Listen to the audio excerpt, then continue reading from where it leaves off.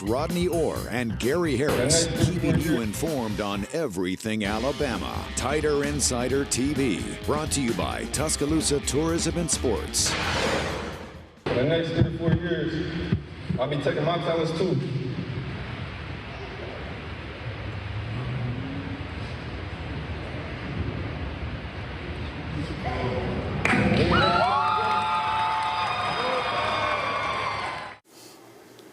And good evening, everybody, and welcome in to Tighter Insider TV, brought to you, as mentioned, by Tuscaloosa Tourism and Sports.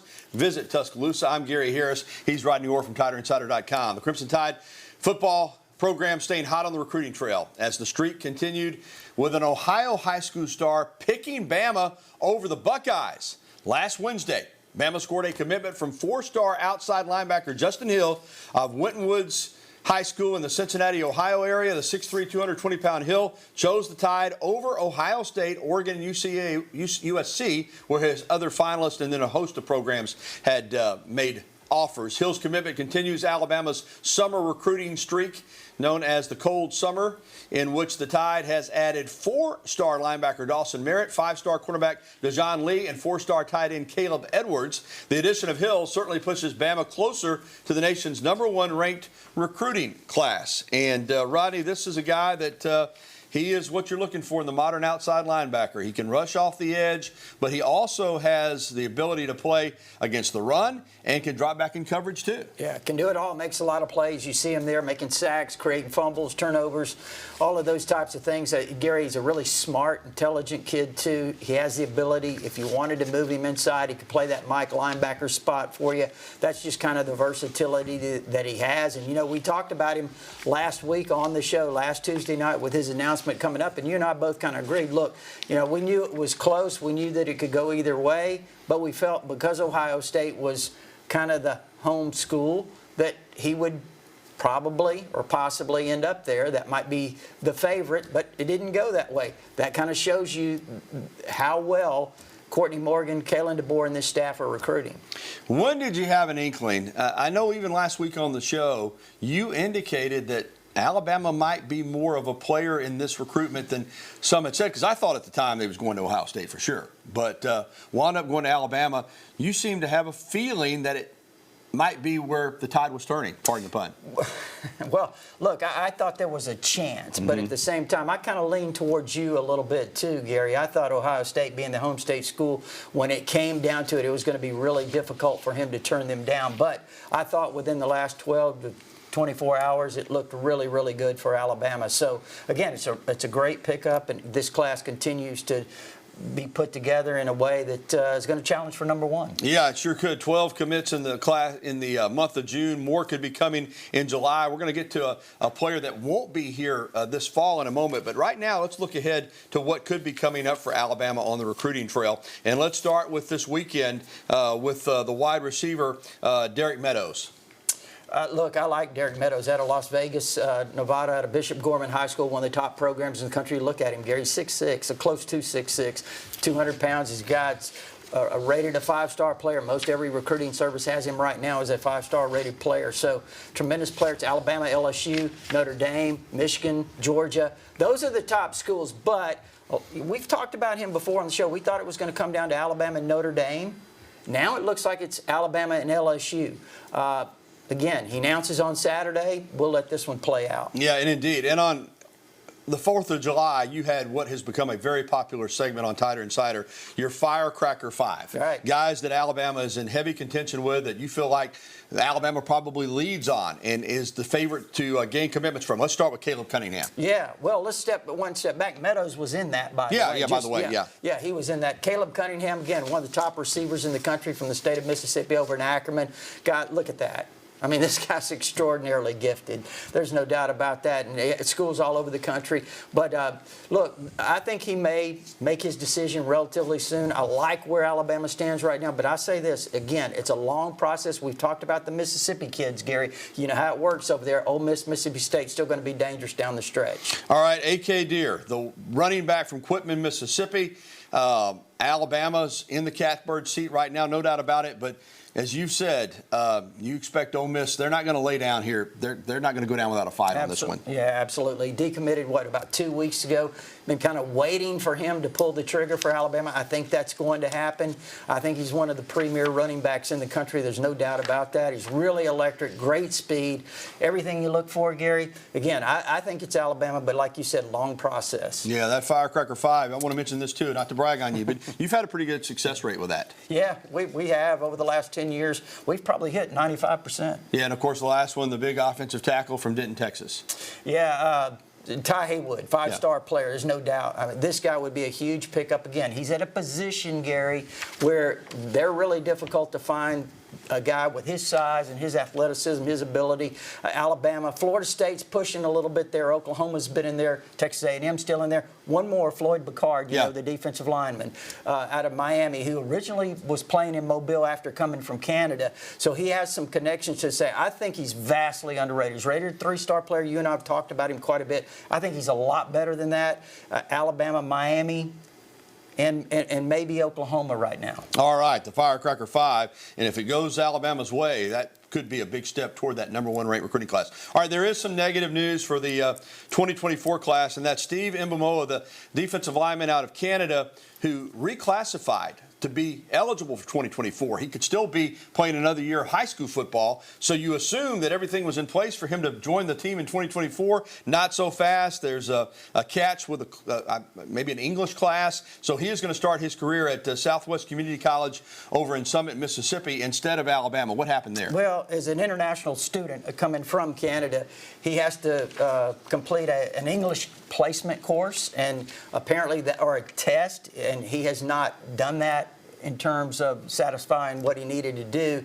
So now he's headed to Southwest Mississippi Community College, where he'll spend a year, expected to enroll in Alabama in January. He'll have 4 years to play 3. All right, so we'll hope that he gets a year's worth of experience, gets in here in January, and is ready to go for the 2025 season. All right, moving on from recruiting, the National Football Foundation announced this afternoon that former Alabama defensive back Antonio Langham has been selected as part of the 2024 College Football Hall of Fame class, a 2-time All-American and a member of the 1992 National Championship team. The quarterback saved the season, really, with that pick 6 against Florida in the SEC Championship game. Langham is one of 19 players and 3 coaches that are included on the 2024 list of inductees. He's the 23rd player in Alabama history to be inducted into the College Football Hall of Fame. Rodney, you remember him well. When you use the term lockdown corner, that's really what he was. I mean, hey, listen, I talk about the pick 6 in the SEC Championship game. That turned the Iron Bowl right there. Really did. It was 0-0 in the third quarter, and Auburn was moving. Auburn was driving, and, you know, that was a big play, obviously. And then this play right here, Gary, Florida had all the momentum at this point. It was, a tie game, and he takes it in 28-21, Alabama. So, obviously, that's a monumental play in Alabama football history. Yeah, 19 career interceptions, just a phenomenal player. Congratulations to Antonio Langham. All right, we've got some tragic news that we certainly have to mention here on TITV. Came out of the state of Maryland on Saturday over the weekend. Former Alabama defensive back Kyree Jackson played 2 years in Tuscaloosa before transferring to the University of Oregon, and then went on to be a 4th-round pick of the Minnesota Vikings in the 2024 NFL Draft. Vikings were really high on him. He passed away as part of a fatal 3-car accident. He and the 2 people that he was in the car with, he was a passenger in the driver's side, or on the passenger side of the front seat. All 3 of those young men were, killed in this accident, just 24 years old. I tell you what, people I've talked to that knew him a little bit said he was just a great young man, full of life, big smile. I had some pretty good games here at Alabama, but went on to Oregon to have a big season. His high school coach, DeLon Parrish, remembers that, and it wasn't just him. Those other two young men that passed away were his high school teammates as well. And but it was Kyree that just had a desire to make it to the NFL. Here's his high school coach.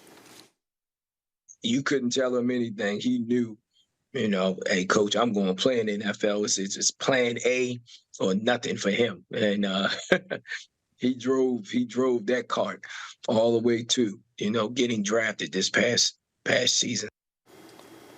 All right, Ronnie, just a quick thought. Kyree Jackson, when he came in from junior college, the length, the athleticism, I know you thought he'd be a star at Alabama. he played some good football, wasn't a star, but he certainly turned out to be a star this past season at Oregon. Yeah, he did. And Gary, I thought he was so talented, not only on the defensive side, I thought he could have been a fantastic receiver as well. That's how gifted he was. You know, there's players that come through here that kind of get in the log jam. He got in a little bit of the log jam, had some opportunities. Like you said, he went to Oregon and did really, really well, but what a tragedy for all of these involved. Yeah, certainly is. And all those young men were football players. All of them played college football as well as being high school teammates. Well, still to come on Tider Insider Television. SEC Media Days begins next week out in Dallas. We'll tell you who's representing the Crimson Tide out in Big D. And the CM Newton Classic, going to be a little bit of a date change compared to the past years for this event. Alabama's still playing Illinois, but we'll let you know when the game is going to be over at the Legacy Arena in Birmingham. And in just a little bit, we'll be getting your phone calls, emails, and tweets. As always, the phone number 205-348-WVUA. That's 348-9882. Or you can email us at the address on your screen, TITV@WVUA23.com. This is the show that takes you inside the Crimson Tide, the one, the only, award-winning Tider Insider TV. We're coming right back.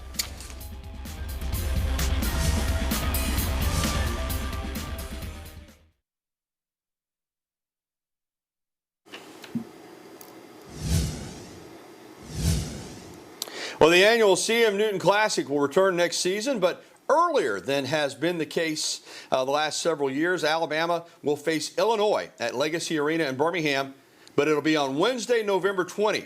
That's roughly a month earlier than it's been the past 3 years. So make a note of that. Alabama and Illinois is a matchup of two high-level programs. The Illini reached the Elite Eight last season, and of course the Crimson Tide made it all the way to the Final Four.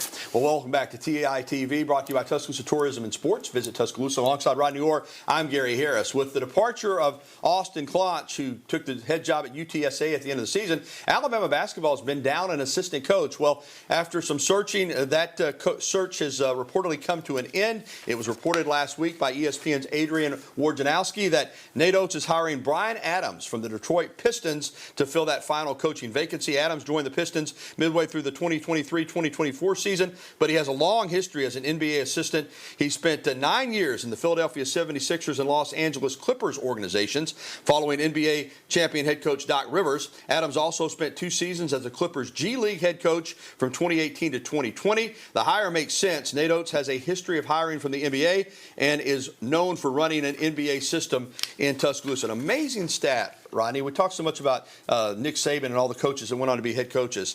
How about this? Since Nate Oats has been in Tuscaloosa, he already has 4 former assistants that are head coaches. Brian Hodson at Arkansas State, Antoine Petway at Kennesaw State, Charlie Henry at Georgia Southern, and Austin Clonch at UTSA. So you're asking, why would a guy leave the NBA? Well, for one thing, Alabama's doing really, really well. It's a similar system, and coming to work for Nate Oats usually leads you to an opportunity as a head coach. The success. I mean, I think that's one of the first signs of success is having your coaches have the opportunities to move on to other opportunities for them in their careers. Yeah, and I love the hire. Again, it's an NBA system. Alabama's recruiting well because kids want to play in this system, and it gets them ready for the next level. And that's another thing you're starting to see, just like you did with Saban when he got to Alabama. Seeing a lot of Bama guys now popping up on NBA rosters, Rodney.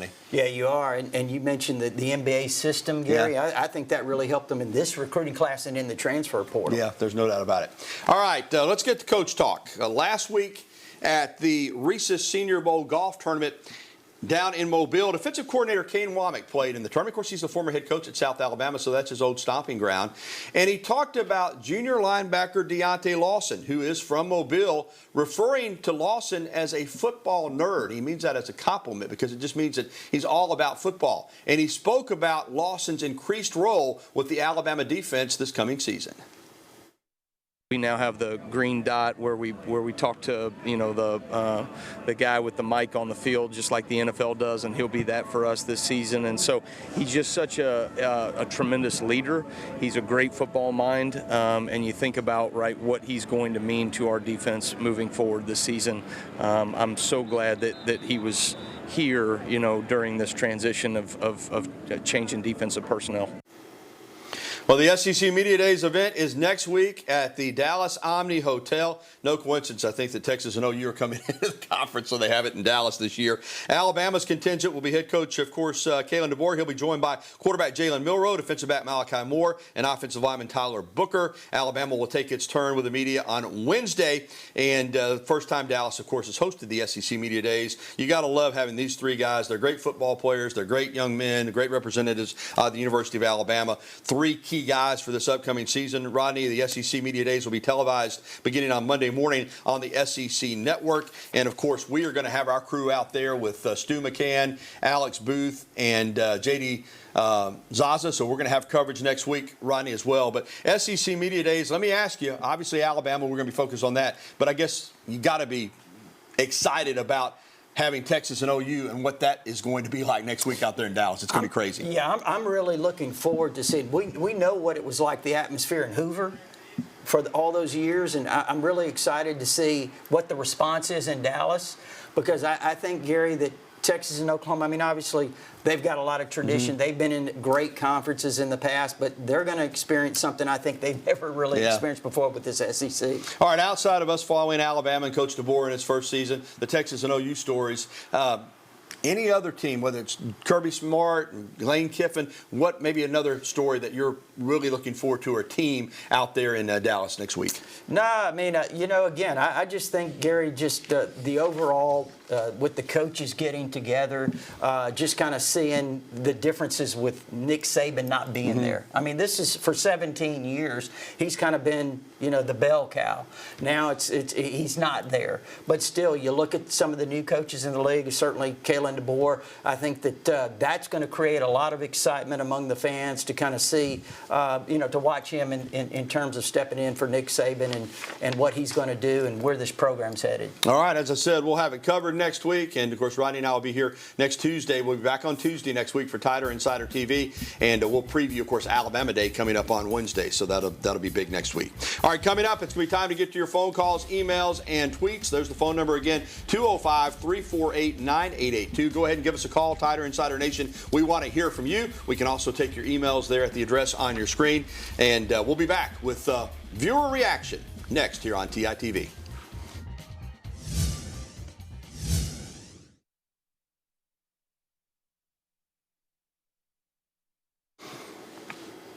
And welcome back to TITV, coming to you this week on Wednesday night. We're normally on Tuesday. We understand that. We'll be back on Tuesday next week. Although I got to thinking, after what I just said about me on Tuesday, we might want to move it to Wednesday next week. So that's Alabama Day out there in Dallas. But we'll be back on our usual time slot next week on Tuesday at 6:30. All right, let's get to the phone lines. First is going to be Sammy up in Walker County. Hey there, Sammy. All right, Sammy, go ahead.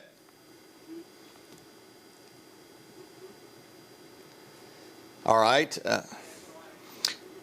Yeah, we have him. I don't know what's going on. Let's try Tommy over in Romulus. Let's see what's going on there.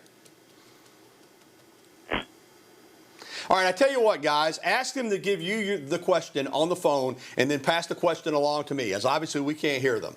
Get the question from them and then pass it along and we'll answer it. We had this problem last week and thought we had addressed it. But, all right, Sammy, what's his question?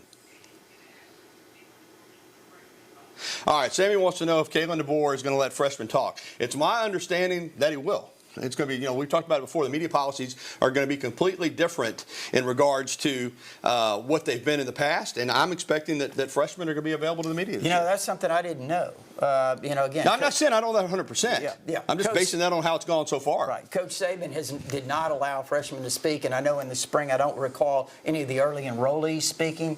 So, again, I don't know for sure, Sammy, if the freshmen are going to be allowed to speak. All right. Okay, is he there, or are you just going to give me the question? All right, what is the question?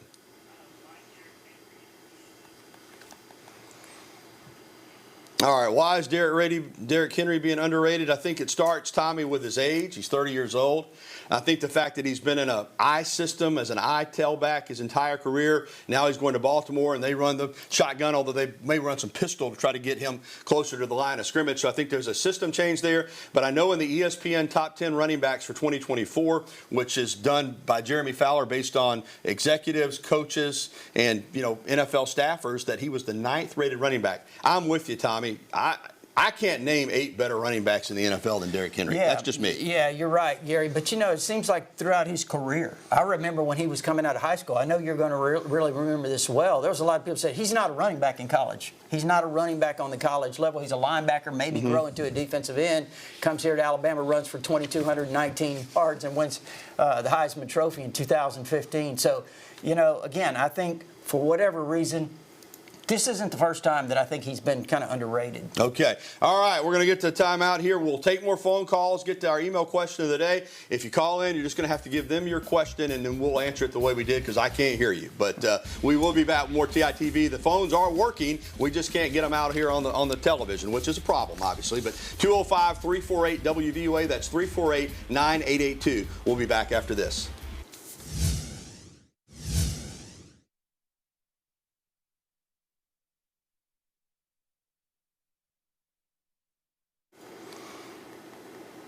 And we're back on TITV with Rodney Orr. I'm Gary Harrison. It's time for our email question of the day, brought to you by KDM Service Corporation. When it comes to your heating and air conditioning needs, KDM Service Corporation serves your family like our family. All right, let's get to it. And our email question of the day is from Ronnie in Hueytown. Will Coach DeBoer or Nick Sheridan call the plays? Nick Sheridan, of course, the offensive line or the offensive coordinator. Ronnie, it's a really good question because they both have offensive backgrounds. My understanding that Sheridan will call the plays. What do you know? Yeah, Nick Sheridan calls plays, just like Ryan Grubb called the plays at Washington. I mean, obviously, Kalen DeBoer believes in allowing his coaches to coach, Gary.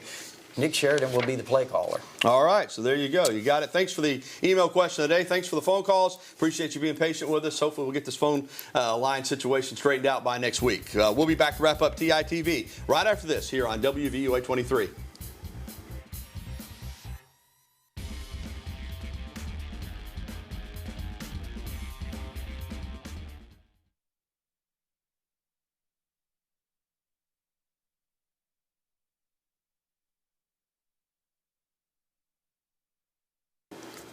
Well, former Alabama women's tennis star Erin Ratliff of New Zealand and her partner Gabrielle Dabrowski of Ottawa, Canada, moved closer to another Grand Slam title today as they won the U.S. Open last year with a 6-4, 6-7, 6-4 win over at the Wimbledon's double women's quarterfinal action. They move into the semifinals. They're 2 wins away from a Wimbledon championship. This is just awesome stuff. Good luck to Erin Ratliff and Gabriella Dabrowski. All right, that's going to do it for this week's edition of Tider Insider TV, presented by Tuscaloosa Tourism and Sports. We appreciate you tuning in. A reminder, you can catch a replay tonight at 10:30 or find it anytime at WVUA23.com. For Rodney Orr, I'm Gary Harris. We're going to leave you with Brandon Miller, former Alabama basketball player with the USA Select team, helping the Olympic team get ready for the Olympic Games. Have a good night, everybody. We'll talk to you again next week.